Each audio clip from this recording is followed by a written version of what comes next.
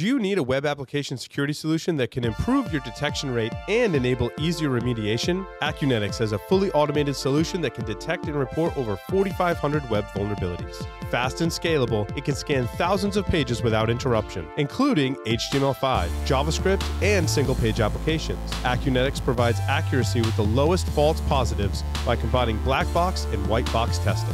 For more information, visit acunetics.com/Security Weekly. Welcome back, everyone, for the news of the week of, in this case, that's wrong, March 10th. With that, quick announcements. First, Secure World Boston is hosting their 15th annual conference, March 27th to the 28th at the Heinz Convention Center in Boston.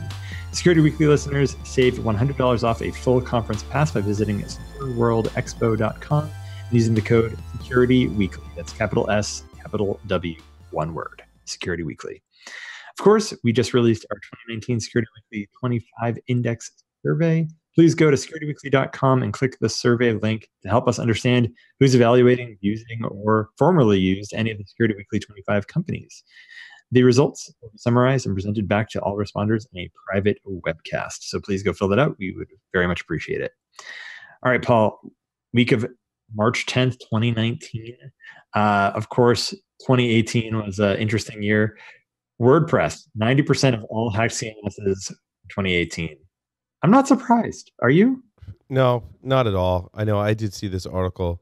So it's the most deployed, so it's going to be the most hacked, I guess, is one really easy correlation. And of course, we've talked about the whole history of it and kind of how we got to this point. It being, of course, the technologies it's using with PHP, it's going to be the most hacked. I've not heard of Magento, though.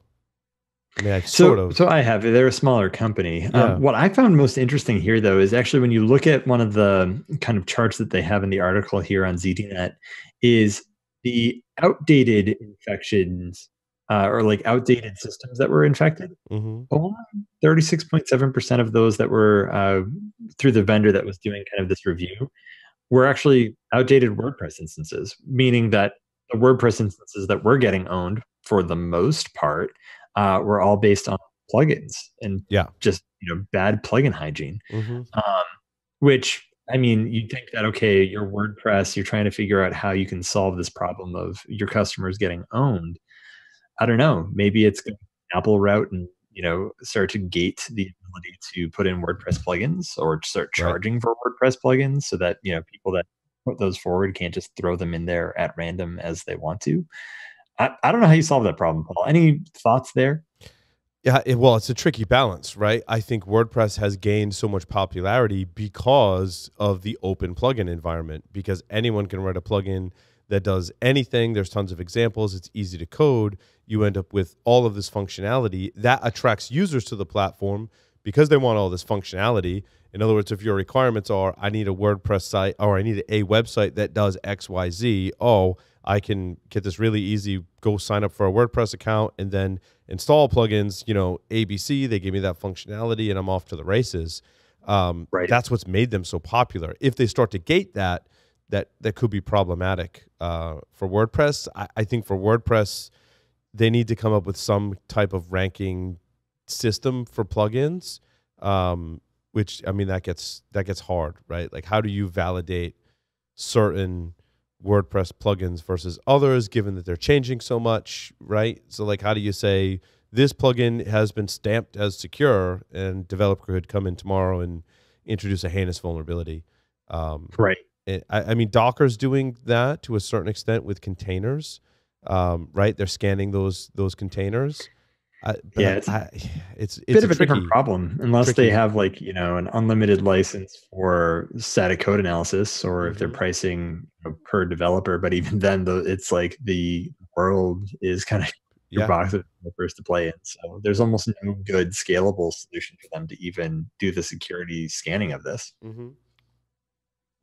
And I think their approach today, as we found, was that they would educate the community and provide better examples and documentation. And I mean, good for them, but that's not going to solve the problem anytime soon. Nope. No, it certainly isn't. And the problems that they faced with this basically being owned in some fashion, 68% of them reported being backdoored and or malwared. And Mm-hmm. then, of course, what's interesting here is they call out SEO, search engine optimization spam, was steeply on the rise here. So effectively, this is when a bunch of WordPress instances raise the popularity of a site on, say, Google. And so Mm-hmm. when you search, certain keywords, it pops up near the top. And of course, most people click the first few links that pop up on search engines to deliver malware, Right. which, it's gaming the system. If you can't get them to go right to your site because the WordPress site is, maybe not very popular, but it's owned, while you can use it to now optimize your search engine kind of population. Somebody did this recently, I think, with GitHub. They were actually like doing effectively SEO of GitHub based open source projects, but that were Mm-hmm. actually maliciously kind of defunct and Mm-hmm. forked, and did the same sort of thing. And GitHub recently caught that. So I get the feeling that we're going to see more of that this year. Is Mm-hmm. is people gaming the systems that are starting to pop up around these things. Right. Right. Any last thoughts on that, Paul, before we jump to the next story? Now let's go to the next one. So this one is a Japanese person, in this case, a 13-year-old, was arrested for sharing a bit of code that allowed for unclosable pop-ups in Chrome specifically. But interestingly, here the Edge and Firefox browsers weren't affected by this. So it was a young woman in Japan that was arrested for sharing this online. And as I was reading this, I thought to myself, like, wow, Japan has some really harsh punishments for even just sharing code. Mm-hmm. Yeah, So and those are going to vary from country to country. Obviously, the laws. It's kind of interesting, the endless pop up thing. At least here in the U.S., with any sort of crime, really, especially cyber crime, you have to show and be able to prove damages. So I don't know how the laws work in other countries specifically, but kind of interesting if you did have to prove damages and it was an endless pop up, maybe someone did suffer, some damages, and it could be a bad thing. So yeah. Either way, I thought to myself, wow, all this young girl did was share a bit of code, and now she's been arrested by the Japanese mhm. police. Interestingly, as well, though, in the article they cite, again, this is on ZDNet, that Japan was the first country to send a person to prison for embedding the coin hive in browser cryptojacking script. Um, in my mind, I was like, cool, like good for them, Right, because right. that was not something that I was a big fan of. So yeah, they're pretty harsh laws in Japan, which is kind of interesting to me.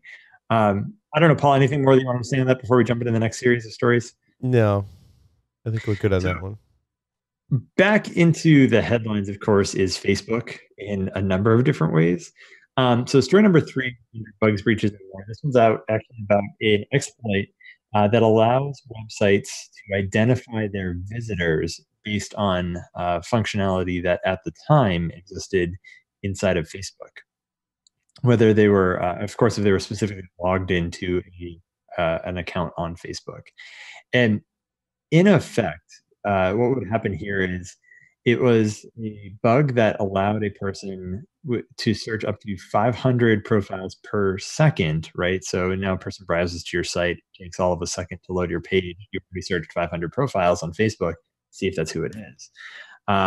You could effectively fingerprint or identify, within a reasonable period of time, almost anyone that's browsed to your website based on this exploit, which in my mind, I was like, wow, like that's not great in any sense of the word, because of No, and I mean, people. through the use of pixels, they call them, right? So you can Yep. embed JavaScript code essentially in your website that will poll some certain social media websites. I think it works with LinkedIn and Facebook and maybe even Yep. Twitter, right? And there are some controls around that, right? When you implement that, you can't see the person's actual identity. You can only see what information they've decided to share. At least in LinkedIn, the way I understand it, if I've decided to share that information, and a website embeds the code, when I visit the website, they'll say, information security professional that works for this size company has visited your website. And it's very common for companies to use this to collect information about, well, who's visiting my website, right? In terms of like their persona. And again, there's restrictions in each platform, both from the user side and from the provider side in terms of it's my website and I'm providing that service. I'm including that JavaScript and there are restrictions around it. So I can't tell that like Keith came to my website, right? But an information security person from Massachusetts that works for this size company visited my website. And I mean, that's standard on the web. Again, you can turn those things off. I want to say Firefox Focus turns off a lot of that by default, right? It turns off those sharing cookies and stuff, right? A key distinction is this was a bug that wouldn't let you identify that it was Keith that browsed to your site. Yeah, and that's bad. That's bad. So, yeah, that's what I was trying to make the distinction between the two. That there's a huge difference, and if the exploit allows me to say it's Keith, then that's bad. Keith's privacy has been violated through this exploit. Well, the thing that I look at this and I laugh a little bit is the fix took Facebook approximately 6 to 9 months, and reward was a $1,000 bounty. Wow. Like GDPR would have been all over this. All over it. Yeah. 4% of global revenues. They knew that it's total. It's total privacy violation if you're identifying the actual user without their consent. Yeah. Oof, man. So I don't know if there's anything more to say on this other than it was a clever kind of approach. Using some prefixes on responses was kind of some parts of the method here that they had some protections against. But this is a clever little trick. I liked it a lot, and it's now since been patched. But good on you, Tom, for this, because this is pretty awesome. So that's Tom Anthony. So moving on to the next Facebook story, of course, because there's several Facebook stories this week, is part of the problem that exists today, Paul, is if on Facebook you ever gave them your phone number, such as when they were doing the big two-factor authentication campaign, you can no longer opt out of having your phone number in the lookup setting. Meaning if you're on Facebook and you look up someone by a phone number, no matter what the restrictions are, you can still find who that phone number is done by. Yeah, and I remember talking to Michael Bazell and him talking about how Facebook does log and track and store your phone number, and through various times of depending on the API, the settings, what you've done in privacy settings in your own profile, that it was one of his sources to identify a person, either identify a person, get their phone number, or you have their phone number and you're trying to associate with a Facebook account. Again, there's a ton of different variables, Facebook's own protections in the platform, the controls they give to the user, and the changes that they've made, recently regarding in this article, all kind of make it kind of weird to have a Facebook account, which is why I deactivated mine for now. Exactly. And it's in this case, one of the articles, this one's on TechCrunch. The article says, although users can hide their phone number on their profile so nobody can see it, it's still possible to actually look up user profiles in other ways. So such as when it uploads your contact info into Facebook from their mobile phone, according to Facebook, it identifies who you are. Right. So you just put a bunch of phone numbers in your phone, upload them to Facebook. It was interesting. Identifies it for you, call it a day. In my various flights and travel, which we could probably do a whole segment, Matt, Sam, and myself, about our experiences traveling to and from RSA. But I listened to Leo Laporte, This Week in Tech. I like listening to that when I travel because I like to just get updated on the technology that's happening, which it was really cool. And it's still a really good show, in my opinion. The guests vary, but I still think it's valuable. And Leo says he's actually deactivated both his Facebook and Twitter accounts. He's like, I haven't deleted them because I don't want anyone else to assume my identity, but they remain deactivated, largely because of the privacy concerns and just the level of conversations that he was having on there. He's like, it wasn't valuable for me anymore. And I think it's really kind of interesting to look at that shift as we cover these articles about privacy and other bugs and exploits and vulnerabilities that exist in these platforms. I think a lot of the more tech-savvy people are finding alternate methods to communicate just because of all these issues. like this one, Yeah, for yep, example. it's absolutely true. I mean, it's. I find myself using Twitter less and less. Although I mean, I still have it because it's a good way for me to stay in touch with people. I've got open DMs, so folks can Yeah, reach out I, pretty easily. I But agree, Keith. I think Twitter has done a better job in terms of, well, I don't know if it's their necessarily credit, but I tend to have better conversations on Twitter rather than Facebook. The benefit is it's putting us in touch with guests and keeping yep, in touch with listeners, right? So Twitter's been good for that. However, Twitter does a really terrible job of keeping bad people out still to this day. oh yeah, And I think Facebook does too. And that's a problem that I don't know if we're ever going to solve, right? They could do a much better job of filtering out bots and other accounts, but they don't. yeah. And I mean, the trolls out there. There was a bunch of trolls apparently trying to poo-poo on Captain Marvel, which I saw this weekend, and it was to the tune of I think global opening of 450 million plus. Yeah. It's second only to Avengers Infinity War, in fact, in Well, terms of. yeah, because if you watch Avengers Infinity War, like you've been waiting for Captain Marvel to come out since all the, Infinity War came out, right?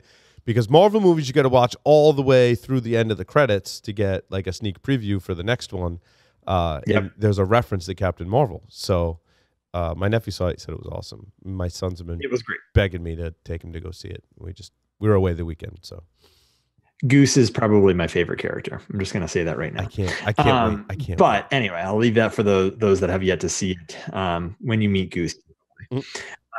So anyhow, yeah, Facebook, you can look at people. Well, and I wanted to ask you about this next one too, about Facebook, because you covered this before, and then I couldn't remember how it worked. So Facebook still tracks me on my Android apps, even if I don't have a Facebook account. How does Yep. that? So they feed data into the Facebook API. Like if it's an app and it's not Facebook, right? They're potentially collecting information about me and sending that to Facebook. So effectively what it is here is they might not say this is Paul Asadorian that Yeah. they're tracking, but the SDK, yeah. So the SDK itself will have feedback on like login or usage or screen time or the data that you're providing it. Maybe it's your, like you're trying to lose weight and it's your weight and what you're eating. And it'll say user 4927365 has done all these things. Yep. And then also if, I don't know, for example, on the Twitter app, if they had the Facebook, and I don't know why they would have the Facebook SDK, but if they did, it might say, oh yeah, at Security Weekly is logged in. Right, Well, right. if they know it's coming from the same device, they now know your Twitter handle. You can infer They that know exactly based who you on are. app usage on the Android platform. Sure. Yep. So there's a really good book that I'm reading right now called The Age of Surveillance Capitalism.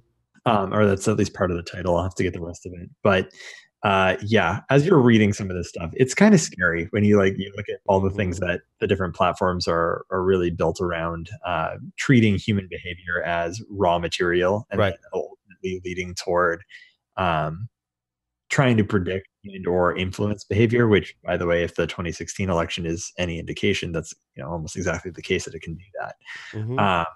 Yeah, but this article, story number, gosh, I don't even know what number this is. This is story number 2 under If You Build It, They Will Come, which is talking about how Facebook still tracks you on Android apps, even if you don't have a Facebook account. This article by Privacy International. And yeah, it's exactly that. They have the Facebook SDK. The Facebook SDK is feeding back data to Facebook on usage based on the various apps that you may have and the usage of those apps. You can start to build a profile around who the person is, especially if there's any of those apps that are giving away data, like, I don't know, your Twitter handle or your first and last name that you've entered into it, or any number of other things, right? So yeah, at the end of the day, this is designed purposely by Facebook to gather this data because they're in the surveillance capitalism market of trying to predict and influence behavior. So they continue to grab it, and Google, being built the way that it is with the Android system, they're very much part of that too. Like that's how they became who they are as a company today. Was their search algorithms were very good at doing predictive analytics and making suggestions, and they've taken that further and further and further. So Yeah, no surprises here in my mind, but in a lot of ways, I'm thinking I'm really glad I have an Apple device right now, like for a lot of different reasons. Mm-hmm. Yeah, this was done too great. The last story in this section, though, is the data brokers who are quietly buying and selling your personal information. So at the end of the day, a lot of us kind of like, okay, cool. So Google or Facebook or Twitter or whoever, LinkedIn, is collecting information about me. Well, who cares? Like, who's it going to? Buying this? Who's selling it?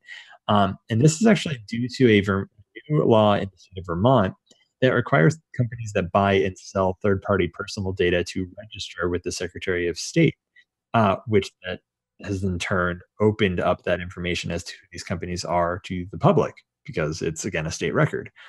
Yeah, huge list, kind of a treasure trove, and some of the things that they know about you, Mm-hmm. uh, kind of scary. There's, for example, there's a chart inside of this article for a company called Axiom. It's ACXIOM, and it can provide up to 3,000 attributes and scores on an individual, including, by the way, the likelihood that someone is a heavy Facebook user, a social influencer, or is socially influenced. Things like, I don't know, your health interests, such as maybe arthritis, cardiac health, or diabetic interests. Your, of course, ethnic codes, quote unquote, your economic stability, social economic status, your 45-year history of name change in residential history, if you have residential history that goes back that far. Of course, age, gender, education, and employment, and so on. It's scary how much they actually know about you. And imagine, what sort of things they can do with knowing all of this information, or that somebody could do knowing all this information. Absolutely. And I think that people aren't really aware how much their personal information is out there, right? If you're not suffering any immediate ill effects, people are like, oh, I'm just going to continue using Facebook, right? Which is why it's important to have Yeah. articles like this and cover them so people know. Right, right. And yeah, in my mind, it's just like I'm reading this book and I'm looking at all of these kind of situations that are coming to light. And I realize, like, wow, they built a mechanism for understanding exactly who you are and what you're interested in. And from there, we're very quickly moving toward a world where they're suggesting and kind of, in some cases, controlling how you behave. So a good example of this is Google Maps. It tells you exactly where you're supposed to go, which is, of course, the purpose of the map. But it's automatically recognizing when you need to go ahead and actually change your route because there's a slowdown ahead. Well, how do you think they're doing that? They're tracking all the people that are also using Google Maps ahead of you to determine that that's happening, um, which in by itself is okay, maybe can the individual, but at the same time, it's like, well, they also know where you're coming from and where you're going, so they can infer things about you that way as well. Um, it's amazing. Like the whole my psychologist mind is like, wow, this is kind of genius in an Mm-hmm. evil sort of way. I like the learning and tools. Is it Gidra? Is that how you pronounce that? Gidra. Gidra. Okay. Yeah, so it's funny. Having recently been looking at IDA Pro as a tool that might be fun to play with, it's it's a pain to get a hold of IDA Pro. Yes. It's a struggle, and a lot of people out there. I think Tavis Ormandy was one of those people that poo-pooed on IDA Pro for the few things that Gidra lacks in comparison to IDA Pro. Yep. People are basically saying because it's free Mm-hmm. and it's painless to actually get up and start using, that people should switch to it. It's a reverse engineering tool. Right. Yeah. And Is the pain of getting what was the other one? Sorry, just IDA Pro. IDA Pro. Sorry. Is that? I mean, you can buy it, right? But I'm assuming they're screening people who are buying it, and kind of is a lengthy sales process. If I remember correctly. Effectively, yeah. So first of all, you got to buy like IDA Pro, and then you got to buy the debugger separately, and Right. then you got to buy it annually, and it's close to $10,000 ish for a single person for a license for a year, depending on which versions of it you're buying. Mm-hmm. Then they send it to you in a CD because they don't let you download it over the internet. And if you actually go to their website, by the way, it looks like it was made in the 90s, and it hasn't changed since. Right. Right. And I mean, for the most part, if you think about it, right, in this space, there really hasn't been much in the way of competition. I mean, there's Binary Ninja, and there's, gosh, I'm forgetting the other one, Radar 2. Mm-hmm. Other things out there that are decent, but they're not IDA Pro. And then the NSA, of course, people are like, well, it's the NSA. They've backdoored the hell out of this thing. And so I'm like, use it in a virtual machine. I don't know. Right. But they've open sourced the tool Ghidra for reverse engineering. So they've released the tool. They're working to open source the code itself as well to let everyone look at the underlying code base. Mm-hmm. I imagine they're probably running into what's the Wassenaar agreements, like Yep. arms, international arms agreements, which by the way controls code as well, to release this more broadly. That's great. I mean, support of a wide variety of processor instruction sets are awesome. I ran into that reverse engineering firmware. You can pull it apart largely with open source tools, but when it comes down to tracing individual binaries, basically like a lot of roads lead to, you got to license IDA Pro, and you have to buy the separate module. Like if you, God forbid, you want to do MIPS, like that's a totally separate, and I can see why, right? Because there's like 8 million different versions of MIPS, and tracing back those binaries, all of the screenshots that I saw once the developers got there, mostly were using IDA to do the ARM, and ARM's a little more openly supported, but MIPS was like you basically had to get IDA. So I'll be curious to see if Ghidra supported some of those MIPS formats. I wouldn't be surprised in this case. I mean, I imagine the NSA is pulling apart quite a lot of things, right? And MIPS is probably one of them. And so I don't know, man. Like in me, it's outside of my wheelhouse a little bit. Sure. But at the same time, I saw this and I was like, well, for those folks that are having the pains of IDA Pro, I'm pretty sure they're going to check this out and use it. And I don't know, maybe it'll make IDA Pro actually have to step up their game, right? Mm-hmm. Because when you have a website that was built in the 90s or looks like it was built in the 90s, and you're sending people CDs on, I don't know, laptops that don't even have CD drives anymore, it's going to be a problem. So yeah, I could foresee this being a good thing later for a lot of people. The other one I thought was kind of cool. So this is actually on ASCII Cinema, so it's like ASCII Cinema .org, and it's how to set up real-time network monitoring via Shodan, which I thought was awesome because basically, I thought this was awesome too. Yeah, your own just kind of quick Shodan alert scripts for your production networks, putting in your IP space. And then setting up alert triggers so that Shodan actually says, hey, by the way, your stuff is now public on the internet. Yeah, I think this is great. We're using Zabbix for a lot of our monitoring, and I'm considering working with some other plugins. It'd be really cool to integrate this so it was just part of your alerting dashboard for all of your other stuff. Like, hey, guess what? You got something new exposed on the internet, right? Right. And like suddenly you're like, okay, wait, what? I didn't put that out there. Who did? Right. I mean, for a smaller shop, easier. For a bigger shop, like it can get real interesting real fast. So I may end up having to look into this a little bit deeper myself. But yeah, I thought it was cool and a good use of Shodan and scripting to get things done. Again, back to the hospital analogy, right? If you have a little bit of code experience, it can go a long way. Yep, absolutely. Cool.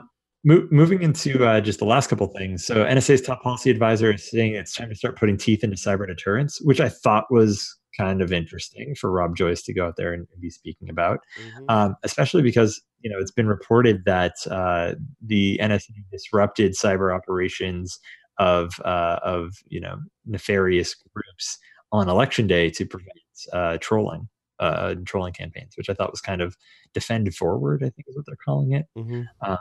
Isn't that just like offense? I mean, yep. So, other one, of course, is studies showing that programmers will take an easy way out and not implement proper password security by Catalan Kimpanyu on ZDNet. Go figure, right? Like that's just the name of the nature of the beast. But also, again, maybe it's college and boot camp programs not teaching developers proper ways to do this to begin with. So I don't know. Last one, of course, though, just to wrap things up, is the strip comic of the week. In this case, why check for incognito mode? I thought this was funny. So you guys might appreciate it. Yes. And other than that, thank you everyone for joining us this week for another episode of Application Security Weekly. Until next week, remember to git, commit, and stay classy.